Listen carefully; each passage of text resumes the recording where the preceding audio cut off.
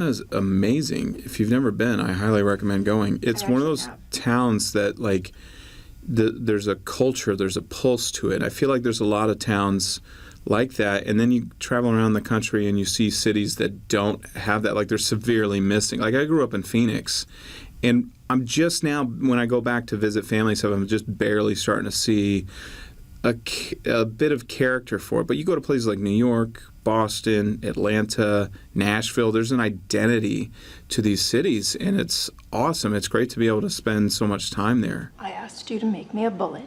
Our show is definitely a big deal in Atlanta. There's a lot of other productions shooting there because of the tax credits and that sort of thing. And it's interesting because the fans of our show also have figured out that, oh, there's all these other productions there. And so they don't just hang out in front of our set. They hang out everywhere. You know, they shot some of the Star Wars stuff there. I think they did Guardians of the Galaxy there. And, they try and see any actor that they can. You going for some lulling, false sense of security-wise? I'm not waiting, Eugene. The crew in Atlanta for one production ends up working on another production, and then they end up working on another production. Everybody's kind of sharing, crew members here and there. There's a lot of people on our show that have worked on Guardians of the Galaxy and that sort of thing. And so then we get to go visit the set, and sometimes they come over and visit our set.